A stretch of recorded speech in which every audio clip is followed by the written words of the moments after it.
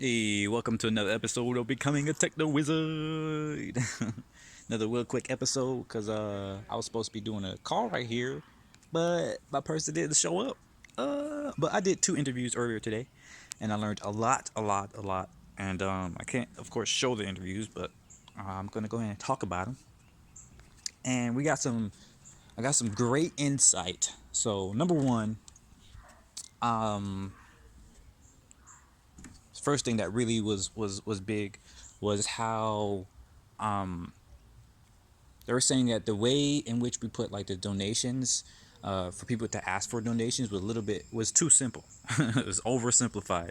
So we're either gonna have to look at that again and see how we can put in all the details that needs to be in there, or which is probably a more feasible method, is to put in the request, like a request system, or rather, or better yet, an education system, or not an education, but like connecting them to the right resources. So instead of trying to oversimplify, something that we don't really understand and we don't really have the time to understand, like the whole process for a nonprofit to request actual in-kind donations or grants or fundraising from from a corporation.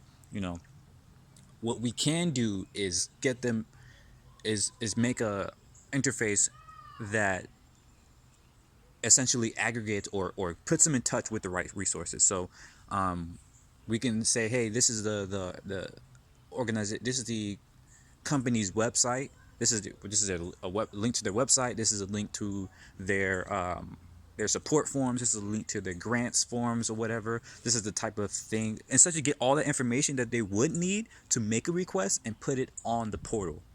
That's what we can do to both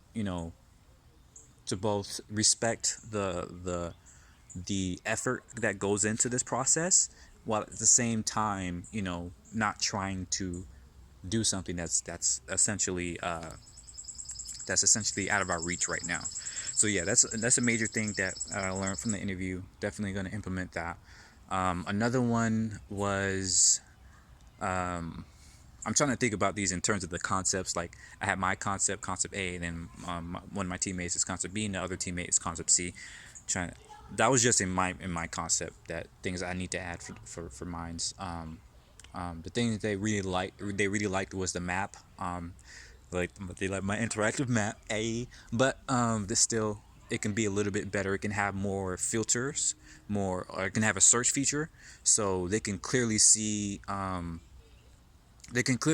the resources available to them within the community. They like the map because it did a good job of showing that, but at the same time, there was still a little confusing parts. Like they wanted to see how many organizations were, looking to support this specific cause, or how many causes there were for this specific,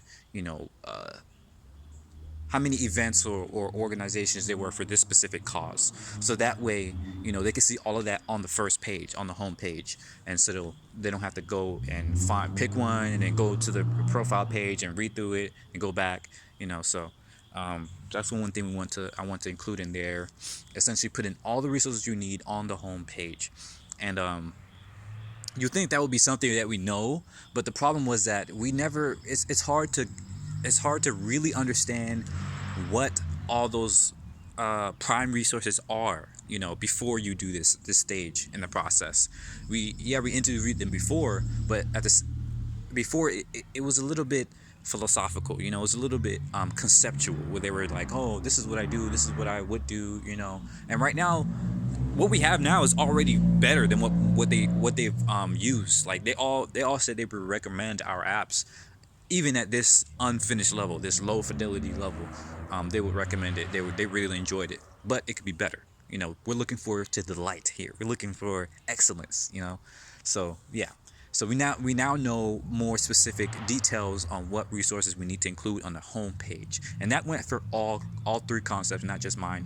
The other two concepts, I'll show you in another, probably tomorrow's video, but the other two concepts, they also kind of lacked that ability that showed all the resources they had available. Like both. Jeez, man, what the? Is that necessary? I don't know if y'all can hear that. Probably. But yeah, both the people I interviewed, they the first thing they did when they looked at the other two concepts was like, where's the drop down menu? They wanted to see like all the stuff that the website could do. They was like looking for the drop down menu like almost the first time. So that's something we can make sure we include, a list of all the resources available on the homepage somewhere readily accessible. If not like every organization, at least an easy way to see all those organizations. So we need to have on the homepage, here's all the initiatives available. Here's a directory of all the initiatives, or here's what you can search for, or here's all the filters. We don't want to start with the empty page essentially, and that's kind of like the problem that happened with the other two. They kind of started with an empty page, or like a more informed kind of not cerebral, but like more informative thing that says what the site was, but didn't really show you what the site could do. So that's what we need to. That's the main thing that we need to improve and include in our final form, our final design. Um, Other than that, I had a part where I believe I showed yesterday, was the level up system, a level up page where it showed you how your support, how much you supported each part of the LGBTQIA plus spectrum. And that part was confusing, unfortunately. And I understand why. It didn't explain enough, and it didn't explain how the gamification works. And quite frankly, I just didn't have time to do all that. But definitely is something they were both interested in once they got it. But we need to make sure it's something that's intuitive, that's easily understood, at least has enough descriptions to explain why it works like that and how it works. So to do that, I'm gonna put some descriptors that says, every time you support a cause, you get a point. This point goes to this. This is how many points this organization has so far. Stuff like that. Um, so yeah, that was a pretty cool system to see. And of the other two concepts, some other points they figured out. Oh yeah, the filters.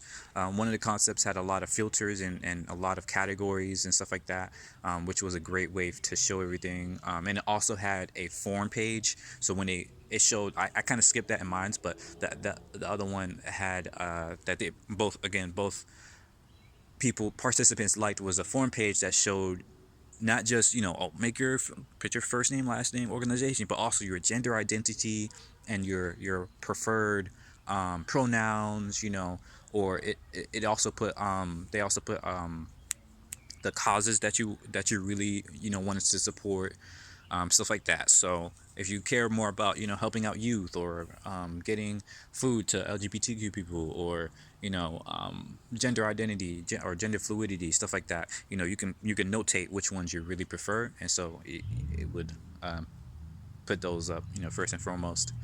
And another favorite was, they had some of the other concepts had a list of all the initiatives that were in an area, and that is something that can be combined with the map thing.